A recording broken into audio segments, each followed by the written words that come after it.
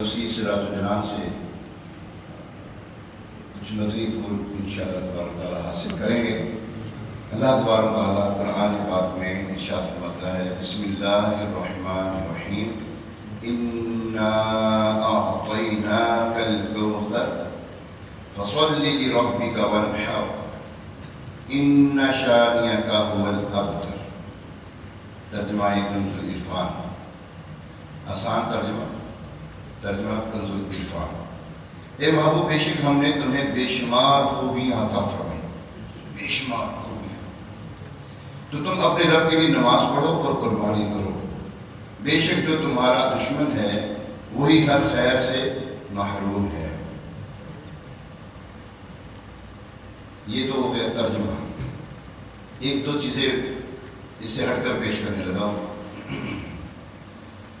لوگ کہتے ہیں نماز قائم کرنے کا حکم ہے، نماز پڑھنے کا حکم نہیں ہے قرآن پاک میں۔ تو آج معلوم ہو گیا نماز پڑھنے کا بھی حکم ہے، نماز پڑھنے کا بھی حکم ہے۔ کچھ ایسے لوگ ہیں جو کرتے ہیں اس طرح کی گفتگو نا، اور نہیں جی جناب نماز قائم کرنے کا حکم ہے، قائم کرو گی نماز قائم کرو۔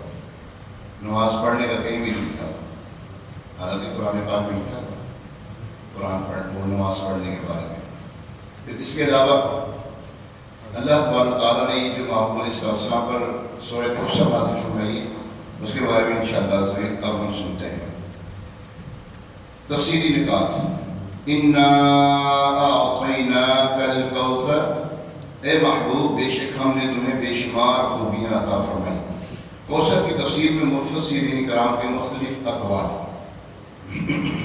ان سب اقوال کا خلاصہ یہ ہے کہ اے محبوب بے شک ہم نے تمہیں بے شمار خوبیاں عطا فرمائی، کثیر فضائل عنایت کر کے تمہیں تمام مخلوق پر افضل کیا۔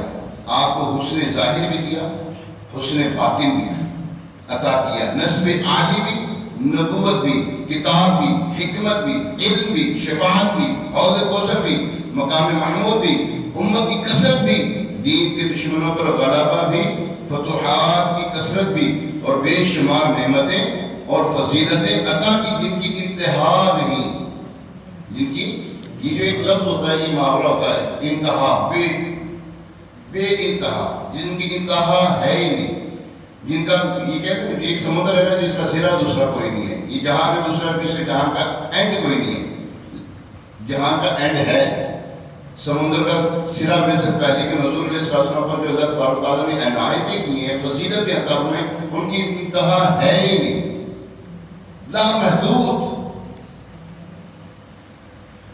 اے نوان ادھر آئے میرے پاس، آیت جو ہے انا اعطیناک الکوثر سے حاصل ہونے والی معلومات، اس سے 5 باتیں معلوم ہوگی۔ نمبر 1، اللہ تعالیٰ نے اپنے حبیب لبیب شکستہ دلوں کے تربیت صلی اللہ تعالیٰ علیہ وسلم کو کوثر عطا کر دی، کیونکہ یہاں یہ نہیں فرمایا گیا کہ ہم آپ کو کوثر عطا کریں گے، یہ نہیں فرمایا، کوثر عطا کر دی، بلکہ یہاں یہ فرمایا کہ بے شک ہم نے آپ کو کوثر عطا کر دی۔ اللہ تعالیٰ کے اپنے حبیب صلی اللہ علیہ وسلم پہ یہ عطا ان کے نبی اور رسول ہونے کی وجہ سے نہیں ہے، بلکہ آپ صلی اللہ علیہ وسلم کی ذات کی وجہ سے ہے، جو شان محبوبیت کی صورت میں ہے، کیونکہ یہاں یہ فرمایا اعطیناک، ہم نے آپ کو عطا فرمائی، یہ نہ فرمایا کہ اعطینا رسول یا اعطینا نبی۔ تاجدار رسالت صلی اللہ تعالیٰ علیہ وسلم، دیکھیں اللہ تبارک تعالیٰ نے اپنے محبوب کو جو شان محبوبیت عطا فرمائی، قرآن پاک میں ایک جگہ پہ ارشاد فرمایا تلک الرسل فضلنا بعضهم علی بعض، ہم نے بعض رسولوں کو بعض پر فوقیت دی۔ اچھا، جب ہماری الحمدللہ اہل ایمان کا، اہل سنن کا، مسلک اعلیٰ حضرت کا یہ وتیرہ ہے، یہ طریقہ ہے، یہ ایک طرح امتیاز ہے، ہم اگر کسی کی شان کو بڑھانا چاہیں نا تو کسی کی شان کو گھٹا کر بڑھاتے نہیں ہیں، جناب وہ تو یہ ہے تو وہ ہے نا، اللہ تبارک تعالیٰ کو یہ دیا، کلم اللہ، یعنی کہ اللہ تبارک تعالیٰ کچھ ایسے جن کو کلام کی سعادت عطا فرمائے، حضرت موسیٰ علیہ السلام، ان کو کلام کی سعادت عطا فرمائے، ٹھیک ہے نا۔ یہاں پر لکھا ہے نا تلک الرسل فضلنا بعضهم علی بعض، کہ اللہ تعالیٰ نے بعض کو بعض پر فوقیت دی، ٹھیک ہے نا، بعض کو بعض پر فوقیت دی.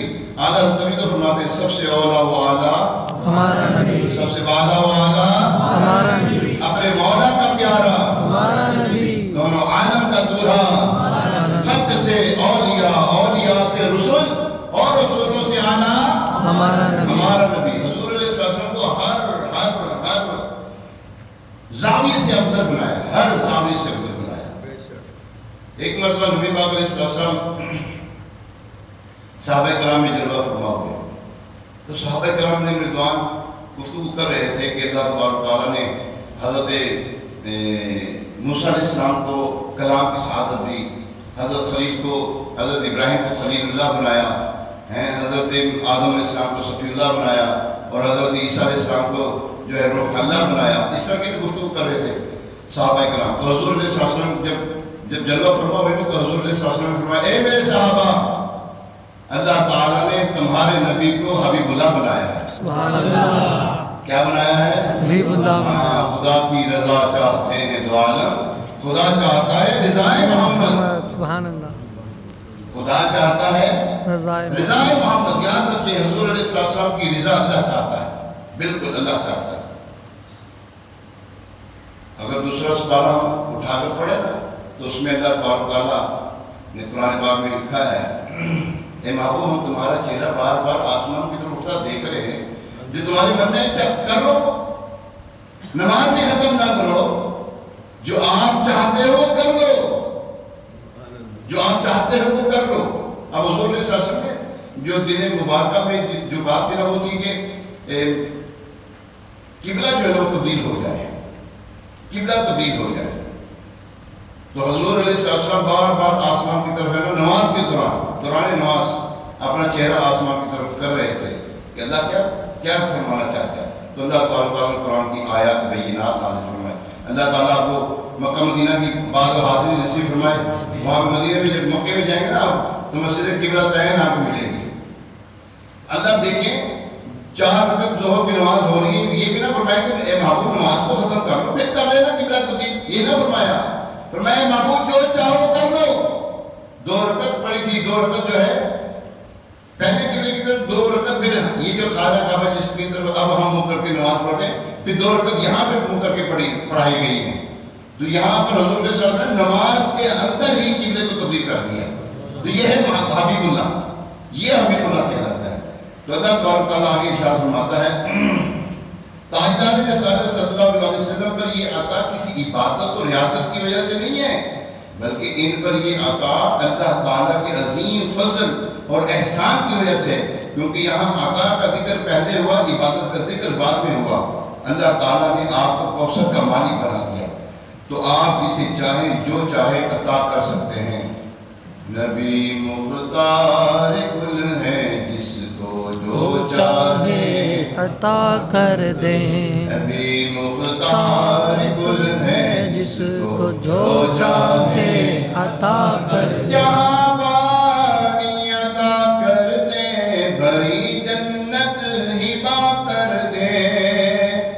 جہاں پانی عطا کر دے، بھری جنت ہبا کر دے.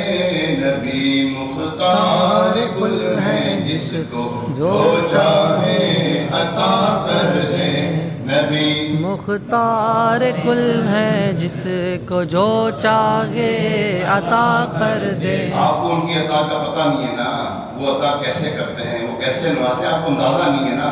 نبی مختار کل ہے جس کو جو چاہے عطا کر دے. ابھی تو آپ سکون کر کے بیٹھے ہیں، ابھی تو ٹائم سونے کا نہیں ہے، اب جاگنے کا ٹائم ہے. نبی مختار کل ہے جس کو جو چاہے عطا کر دے. نبی مختار کل ہے جس کو جو چاہے عطا کر دے. فضا میں اڑنے والے یوں نہ اترائے ندا کر دے. فضا میں اڑنے والے یوں نہ اترائے ندا کر دے. وہ جب چاہیں جسے چاہیں اسے فرما روا کر دے.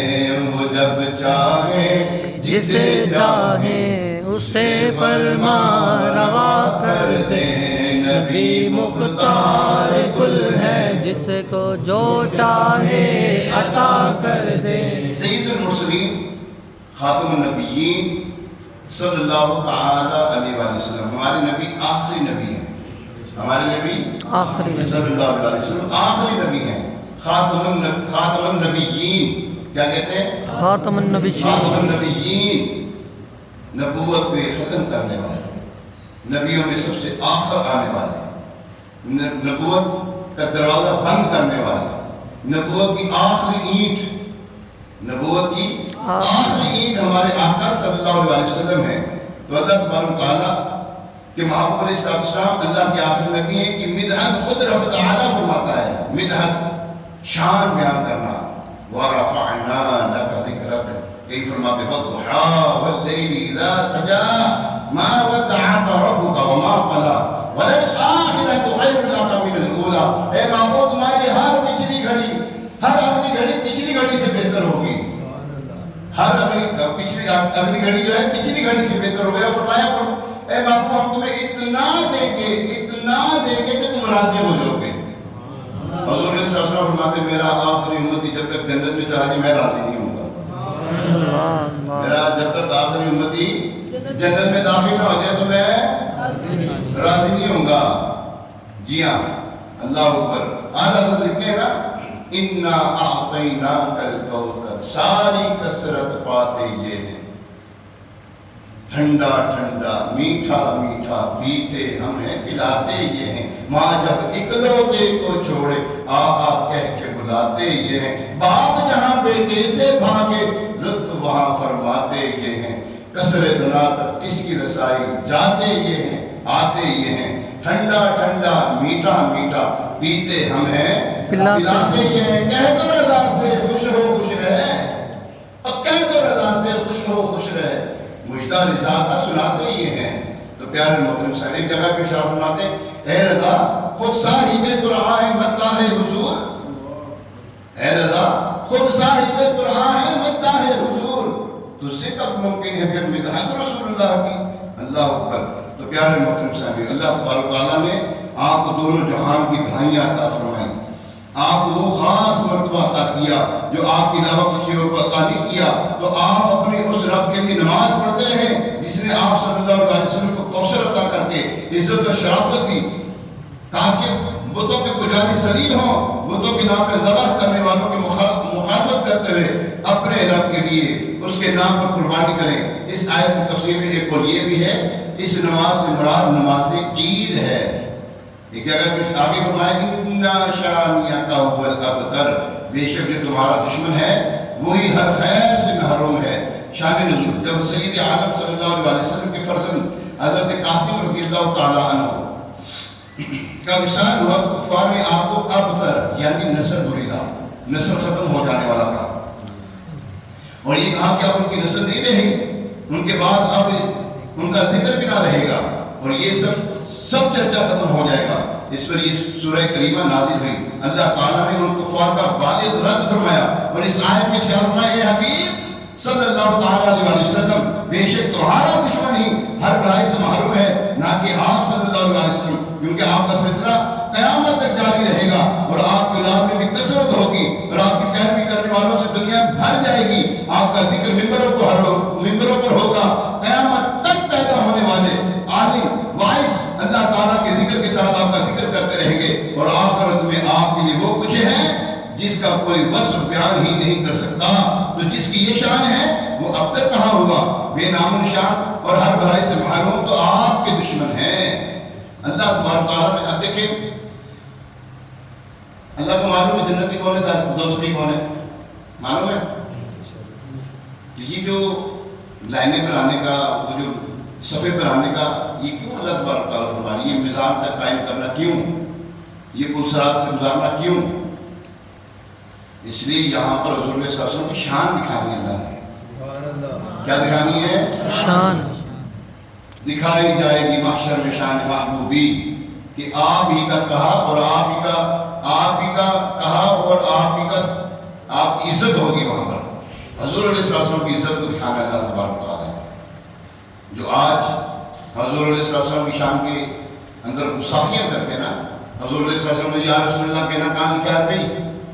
صحابہ کرام نے تو ایسا نہیں کہا، یا رسول اللہ نہیں کہنا چاہیے۔ اچھا، بروز معاشر جو ہے اللہ موجود ہے، ہوگا نا اللہ؟ اب بولو صحیح، یہ نہیں ہے، پتہ تو ہے نا کہ اللہ ہوگا وہاں پر، حضور علیہ السلام نے خبر دے دی بھی پہلے ہی، اللہ ہوگا وہاں پر۔ تو پھر تمام امتیں حضرت آدم علیہ السلام کے پاس کیا لینے گئی؟ جاؤ نا، رب کو جاؤ، رب کو جاؤ نا، اللہ کے پاس جاؤ۔ حضرت آدم علیہ السلام کے پاس کیا لینے گئی ہوئے؟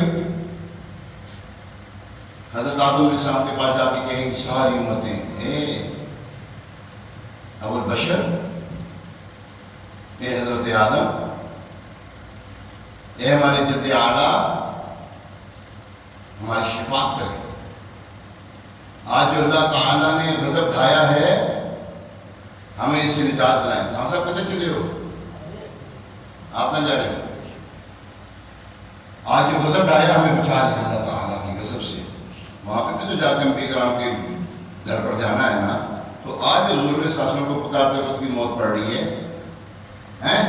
آج بھی یا رسول اللہ کہتے ہوئے موت پڑ رہی ہے بھائی۔ آپ پہ تو جا کے کہنا ہے اے حضرت آدم علیہ السلام ہماری مدد فرمائے۔ حضرت آدم علیہ السلام فرمائے اذهبوا الی غیری، چلو کسی اور آگے جاؤ، اذهبوا الی غیری، جاؤ آگے جاؤ۔ تمام امت حضرت آدم علیہ السلام سے نوح علیہ السلام کے پاس، نوح علیہ السلام سے ابراہیم علیہ السلام کے پاس، یعنی کہ تمام انبیاء کرام کے پاس ہوتی حضرت عیسیٰ علیہ السلام کے پاس آئیں۔ حضرت عیسیٰ علیہ السلام آپ فرمانے لگے اگر کوئی ہے شفاعت کرنے والا تو وہ محمد مصطفیٰ صلی اللہ علیہ وسلم، وہ ہے شفاعت کرنے والا۔ تمام امتیں پہنچیں گی یا رسول اللہ انظر حالنا، وہاں پہ کہیں گے یا رسول اللہ انظر حالنا، اے اللہ کے رسول ہمارے حالدار پر رحم فرمائیں، نظر فرمائیں۔ تو حضور علیہ السلام فرمائیں گے انا لہا، ہاں میں ہوں، ہاں میں ہوں، میں شفاعت کروں گا۔ تو پھر حضور علیہ السلام سجدے میں تشریف لے جائیں گے، سجدہ فرمائیں گے۔ اللہ تبارک تعالیٰ فرمائے گا اے محبوب سجدے سے سر اٹھاؤ، جو چاہتے ہو دیا جائے گا، مانگو دیا جائے گا آپ کو۔ کہ اللہ تبارک تعالیٰ نے آپ کے بارے میں پہلے ہی فرما دیا ہے وَالضُّحَىٰ وَاللَّيْلِ إِذَا سَجَىٰ مَا وَدَّعَكَ رَبُّكَ وَمَا قَلَىٰ۔ اللہ آپ کو اتنا دے گا کہ آپ راضی ہو جائیں گے، اے محبوب فرماؤ کیا چاہتے ہو۔ اللہ تبارک تعالیٰ بھی حبیب علیہ السلام فرمائیں گے یا اللہ میری امت، یا اللہ میری امت، میری امت، ہاں جو دنیا میں تشریف لائیں تو حضرت آمینہ رضی اللہ تعالیٰ عنہ حضور علیہ السلام کی لبہائے مبارکہ جنبش ہو رہے تھے نا، لبہائے مبارکہ ہل رہے تھے تو آواز آ رہی امتی امتی، ابھی پہلے ابھی دنیا میں تشریف لائے ہیں تو امتی امتی کی صدا لگا رہے ہیں۔ غاروں میں جائیں، وہاں جا کر روئیں اپنی امت کی خاطر، اس امت کی خاطر روئیں، ہماری خاطر روئیں۔ معراج میں جا رہے ہیں ربی حبلی امتی، ربی حبلی امتی، اللہ میری امت میرے حوالے کر دے۔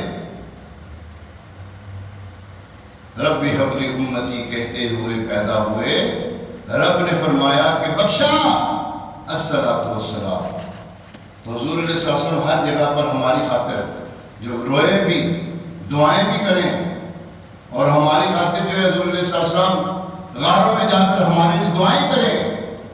پھر ہم کتنے نکمے ہیں یار، اسی نبی کے بارے میں جو ہے وہ ایپ نکالنی شروع ہو گئی یار، اور تم پر میرے آقا کی عنایت نہ صحیح اور نہ جدید کلمہ پڑھانے کا بھی احسان کیا،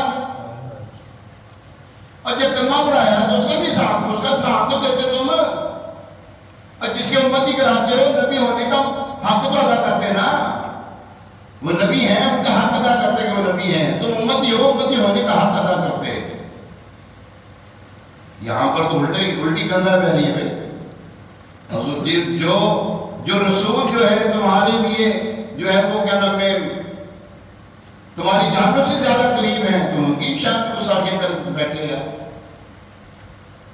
تم انہی کے بارے میں جو ہے وہ نیگیٹیوٹی باتیں کرنی شروع کر دی یار۔ وہ تو جناب ان کے پاس تو علم غیب نہیں ہے جناب، وہ تو کیا جناب والا وہ تو نور نہیں ہے، وہ یہ ہے، وہ تو بشر ہے، تو فلاں ہے، تو پتہ نہیں کیا کرنا شروع کر دی. اور تجھے کیا پتا وہ کیا ہے؟ حضور علیہ السلام فرماتے ہیں، حضور علیہ السلام فرماتے ہیں میری حقیقت کو میرے رب کے علاوہ کوئی نہیں جانتا. میری حقیقت کو میرے رب کے سوا کوئی نہیں جانتا. وہ جبریل امین علیہ السلام جب وحی لے کر آتے تھے نا، وہ بھی نہیں جانتے حضور علیہ السلام کی حقیقت ہے کیا. اور جبریل امین تو خود میں ہوتا ہے حضور علیہ السلام کے.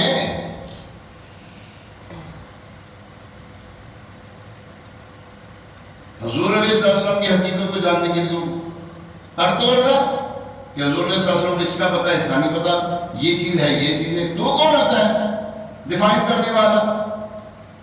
تیری اوقات ہے کیا؟ چے بدی کا شوربہ ذاتی کوٹ کی بھی شکیریاں چپے. تو حضور علیہ السلام کی شان کے آگے تو کھڑا ہونے لگا. تو ہوا نبات نطفے سے پیدا اور تو کرنے لگا کہ حضور علیہ السلام کی شان میں جناب توڑ کر رہا ہے، تو نام توڑ کر رہا ہے.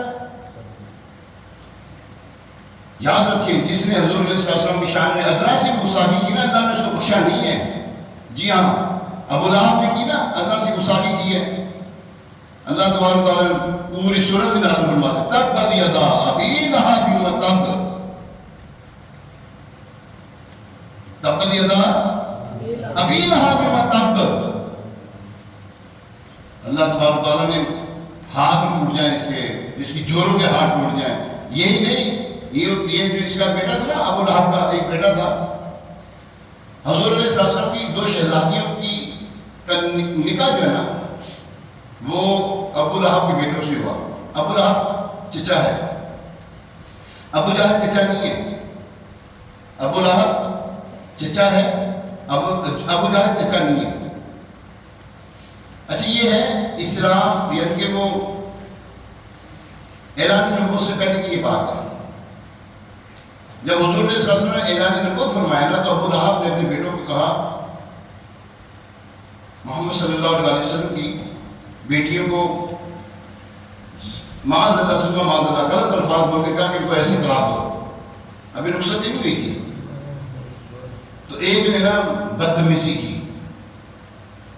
دل رسول صلی اللہ علیہ وسلم جو ہے وہ غمگین ہو جاتا ہے. اللہ تبارک و تعالیٰ کو اپنے محبوب کا غمگین ہونا دیکھا کر جاتا ہے. اللہ تبارک و تعالیٰ کی محبوب علیہ السلام نے فرمایا، اے اللہ اپنے کسی کتے کو مقرر کر دے اس کو چیر پھاڑتا ہے. ابو لہب کو جب پتہ لگا نا کہ میرے بیٹے کے بارے میں نبی پاک علیہ السلام نے ایسا فرمایا، کہنے لگا میرے بیٹے کی خیر نہیں ہے. خیر وہ ملک شام کی طرف قافلے کے لیے جا رہا تھا اس کا بیٹا.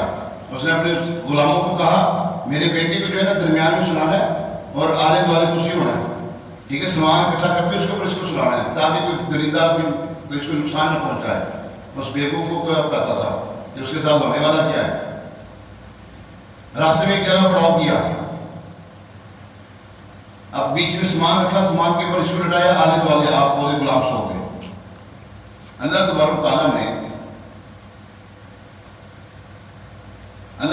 تعالیٰ نے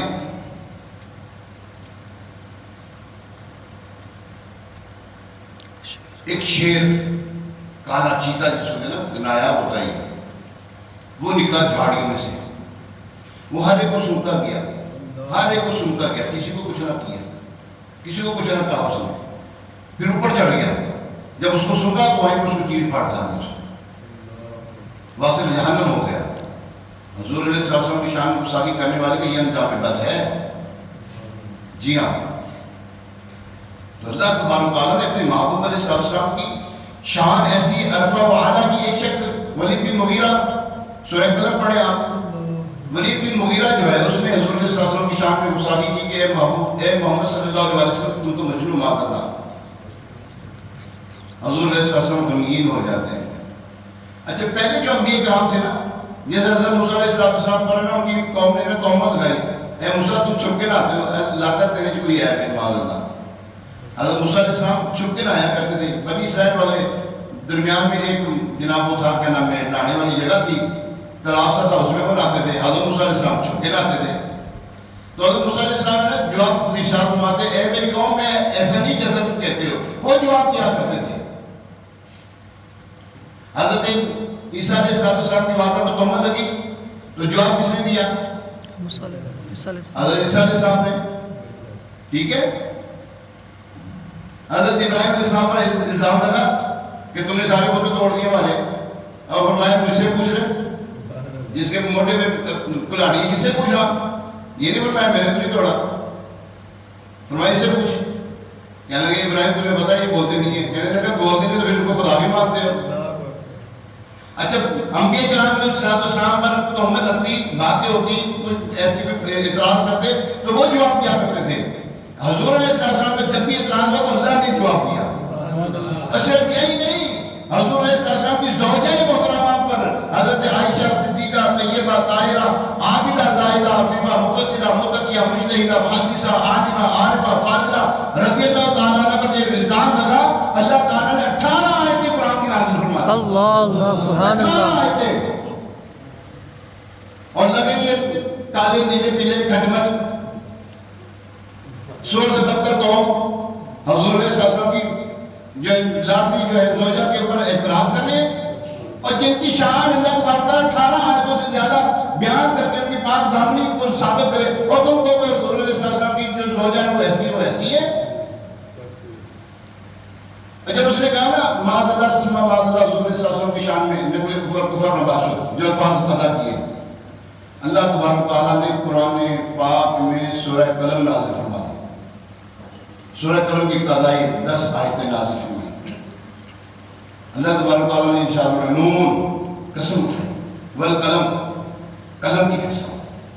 اے معبود جس نے آپ کو کہا انک لعلی خلق عظیم، آپ تو خلق عظیم کے اعلیٰ منصب پر فائز ہیں، جس نے آپ کو کہا وہ تو ایسا ہے، جھوٹا ہے، وہ غیبت کرنے والا، چغلی کھانے والا، وہ یہ ہے وہ یہ ہے وہ یہ ہے. 10 عیب لگائے اللہ تعالیٰ نے.